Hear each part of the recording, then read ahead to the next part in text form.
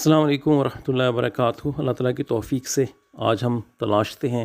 کہ وضو کی فردر کیا حکمتیں ہیں اور وزڈم ہیں۔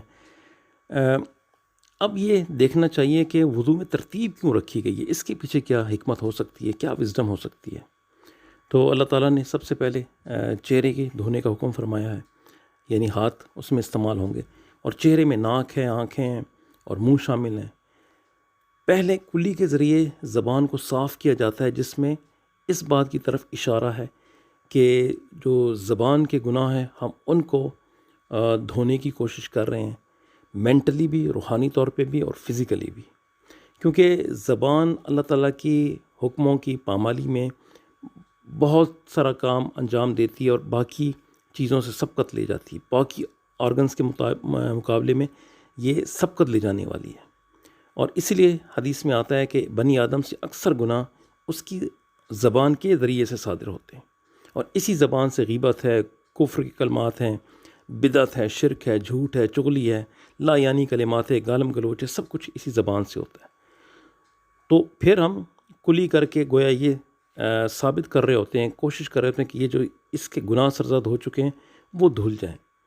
پھر ناک میں پانی ڈال کے اس کو صاف کیا جاتا ہے، اور ناک کبر اور غرور کا ایک سمبل ہے۔ ہم اکثر کہتے ہیں کہ جناب میری ناک کٹ جائے گی، میں یہ نہیں کروں گا، اور ہمارے معاشرے میں ناک کٹ جائے گی اور میں اس کی ناک سے لکیریں نکلوا دوں گا، یعنی ایک کبر و غرور کی اور فخر کی علامت ناک سمجھی جاتی ہے۔ پھر اس کے اندر جراثیم جو جمع ہوتے ہیں، اور وہ جراثیم چاہے بیکٹیریاز کے ہوں چاہے کبر و غرور کے ہوں،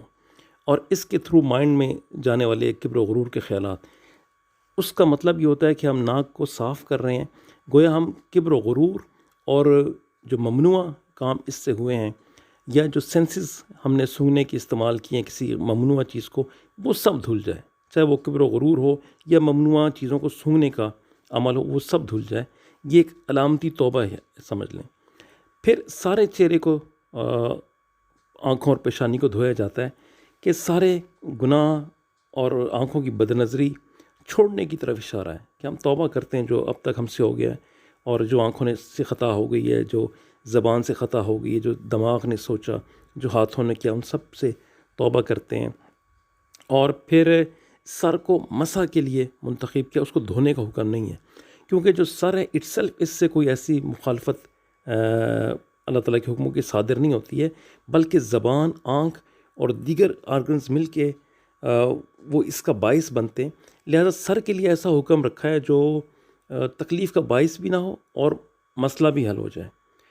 اسی طرح کانوں کا مسح کیا جاتا ہے، کیونکہ اکثر اوقات انسان کے کانوں میں بلا اختیار، بغیر کسی خواہش کے، بغیر قصد کی آواز آ جاتی ہے،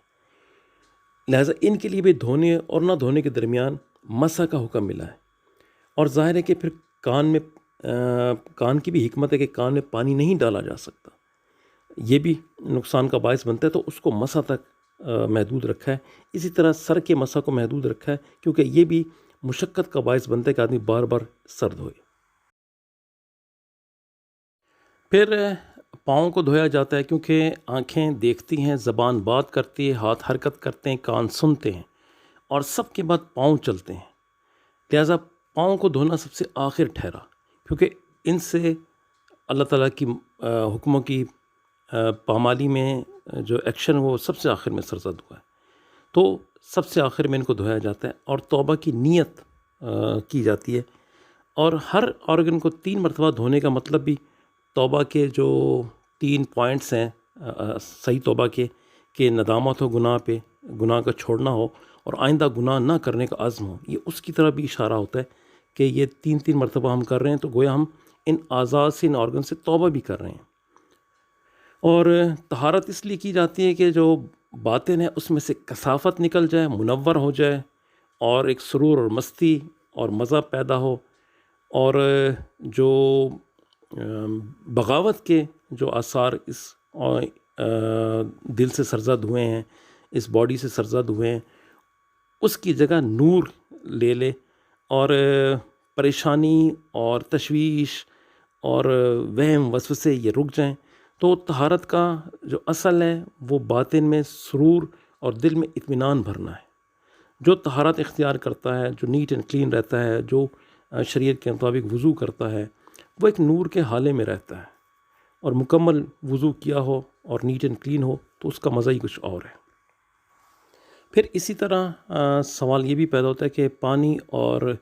تیمم کی شکل میں مٹی، یہ دونوں چیزیں کیوں رکھی گئی ہیں کہ ہم ان سے طہارت اور پاکیزگی حاصل کریں؟ تو پانی اور مٹی کے درمیان قدرتاً اور شرعاً ان کے درمیان اخوت ہے، ان کا ساتھ ہے،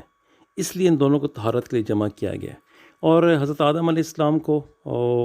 مٹی اور پانی سے ہی پیدا کیا گیا ہے، تو جو ہماری بیس ہے اس کے ساتھ ہی ہمیں پاکیزگی بھی عطا کی جاتی ہے۔ اور منہ کا مٹی سے آلودہ کرنا تیمم کی صورت میں ویسے بھی اللہ کو پسند آتا ہے، اور پانی حدیث میں آتا ہے کہ بہت صاف کرنے والی چیز ہے، ستھرا کرنے والی چیز ہے، نیٹ اینڈ کلین کرنے والی چیز ہے، تو اس لیے